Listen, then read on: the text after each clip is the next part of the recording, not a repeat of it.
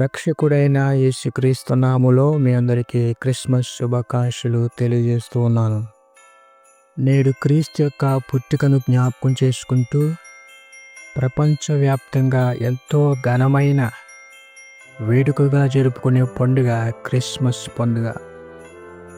ఈ యొక్క క్రిస్మస్ వేడుకలలో ఎక్కువ శాతము మనం వినేటటువంటి వ్యక్తులు ఎవరంటే యేసేపు మరియల గురించి, రక్షకుడిగా పుట్టినటువంటి యేసుక్రీస్తు గురించి, జ్ఞానులకు దారి చూపించిన నక్షత్రం గురించి, జ్ఞానులు అర్పించిన బహుమానాల గురించి, గొర్రెల కాపరులకు దూత అందించినటువంటి వర్తమానం గురించి, ఇంకా అనేకమైన విషయాలు ఈ క్రిస్మస్ దినాన మనము జ్ఞాపకం చేసుకుంటూ ఉంటాం. అయితే ఈ క్రిస్మస్ దినమున గొర్రెల కాపరులు చేసినటువంటి 3 శ్రేష్టమైన విషయాల గురించి మనము నేర్చుకుందాం.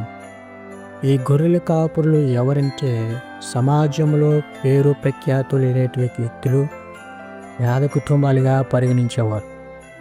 వీరు నివసించే ప్రాంతాలు ఏంటంటే ఎడారిలోను, కొండ మెట్ట ప్రాంతాల్లోనూ, పొలములలోనూ, వారు మేపే గొర్రెల మధ్యనే వారు టెంటలు వేసుకుంటూ, గుడారాలు వేసుకుంటూ జీవనాన్ని కొనసాగిస్తూ ఉంటారు. లూకా సువార్త 2వ అధ్యాయము 8వ వచనం ప్రకారము గొర్రెల కాపరులు తమ యొక్క మందను రాత్రి వేళ సమయంలో కాస్తున్నారని లేఖనాలు సెలవిస్తున్నాయి. ఎందుకు గొర్రెల కాపరులు తమ యొక్క మందను రాత్రి వేళ సమయంలో కాస్తున్నారు అనే విషయాన్ని పరిశీలించినట్లయితే, రాత్రి వేళ సమయంలో క్రూర మృగాలు, తోడేలాంటి జంతువులు వచ్చి తమ మందను పాడు చేస్తాయని, చంపి తినివేస్తాయని కారణము చేత గొర్రెల కాపరులు రాత్రి వేళ సమయంలో నిద్రపోకుండా తమ మందను కాస్తూ ఉన్నారు. అలా కాస్తున్న మధ్యరాత్రిలో ఒక దూత గొర్రెల కాపరులకు ప్రత్యక్షమైంది. వారి చుట్టూ వెలుగు కూడా ఆవరించింది. అటువంటి వెలుగు వారు ఎన్నడూ చూడలేదు. ఆ యొక్క దూత గొర్రెల కాపరులకు ఒక అద్భుతమైన వర్తమానము వారితో చెప్పాను. అది ఏమిటంటే, లోకరక్షకుడు మీ కొరకు నేడు పుట్టి ఉన్నాడని, ఈయన ప్రభువైన యేసుక్రీస్తుని పశువుల తొట్టెలో పండుకుని ఉన్నాడని దూత చెప్పాను. లేఖనాల ప్రకారము గొర్రెల కాపరులు దూత చెప్పినటువంటి వర్తమానం విని యేసుక్రీస్తును చూడడానికి వెళతారు.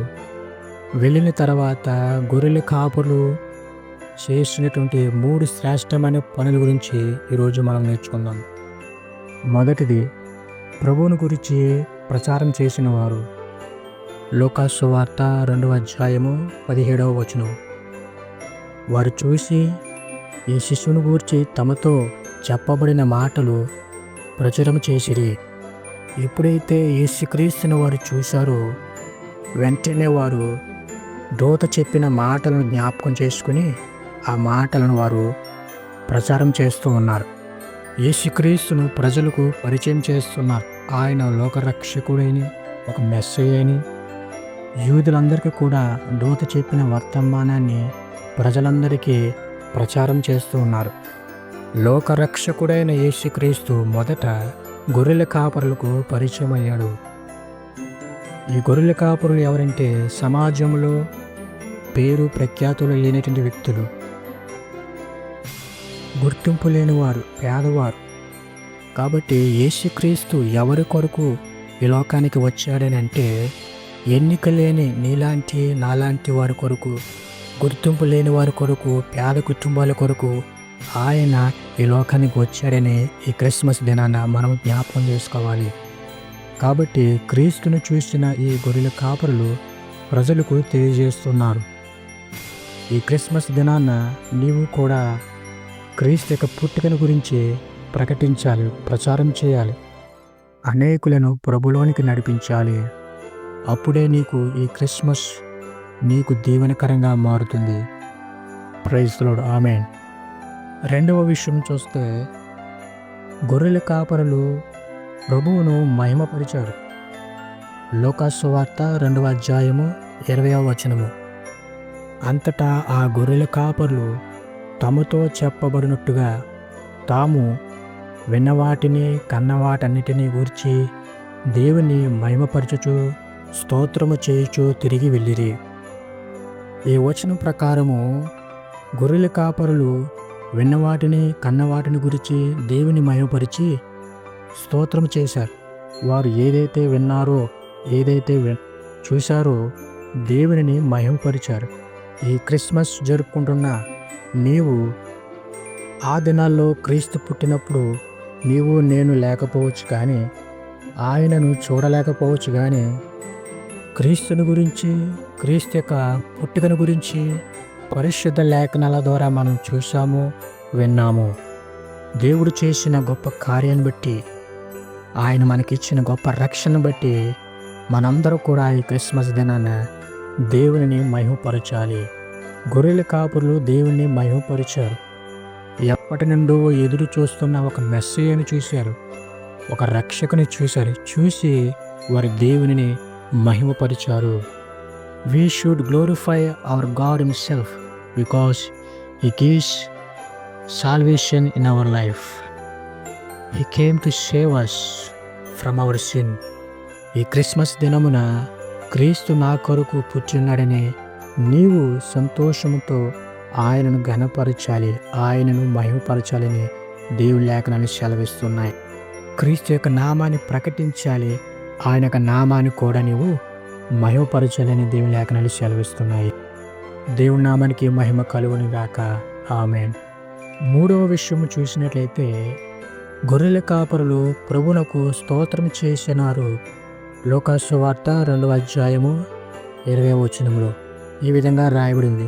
చివరి లైన్లో స్తోత్రము చేయుచు తిరిగి వెళ్ళిరి అనే మాటను చూస్తాం. గొర్రెల కాపరులు దేవుని మహిమపరచడమే కాదు, గొర్రెల కాపరులు దేవుని గురించి ప్రకటించడమే కాదు, కానీ ఆయన గురించి, ఆయన నామాన్ని స్తుతించారు, ఆయన ఘనపరిచారనే విషయాన్ని ఈ లేఖనాల ద్వారా మనం తెలుసుకుంటాం. గొర్రెల కాపరులు దేవుని స్తుతించారు, ఎందుకంటే ఆయన అధిక స్తోత్రము పొందదగిన వాడు. We should praise God because the greatest gift that is Jesus came to in our life. యేసుక్రీస్తు స్తుతులకు పాత్రుడు. ఆయన చేసిన మేలులన్నిటిని జ్ఞాపకం చేసుకుంటూ ఆయన్ని స్తుతించాలి, ఘనపరచాలి. యేసుక్రీస్తు పుట్టినప్పుడు పరలోకం నుంచి దూత సైన్యము వచ్చి ఆయన స్తుతించే, ఆయన ఘనపరిచే, ఆయనకు మహిమపరిచే. ఈ క్రిస్మస్ దినమున నీవు ఎక్కడ ఉన్నప్పటికీ నీ జీవితంలో క్రీస్తును సొంత రక్షకునిగా అంగీకరించినట్లయితే నశించిపోతున్న నీ జీవితాన్ని నిన్ను రక్షించడానికి ఆయన ఈ లోకానికి వచ్చినాడు. కాబట్టి ఆయన్ని స్తుతించాలి. ఈ యొక్క క్రిస్మస్ దినమున ఒక్కరోజే కాదు ఆయన స్తుతించడము, ప్రతి దినము, ప్రతిరోజు, ప్రతి గంట కూడా ఆయనకు స్తుతి నీ నోట ఉండాలని దేవుడు కోరుకుంటున్నాడు. అప్పుడే నీ జీవితంలో నిజమైన క్రిస్మస్గా అవుతుంది. అట్టి దీవెన, కృప ఈ క్రిస్మస్ దినమున నీ జీవితంలో ఇచ్చునుగాక.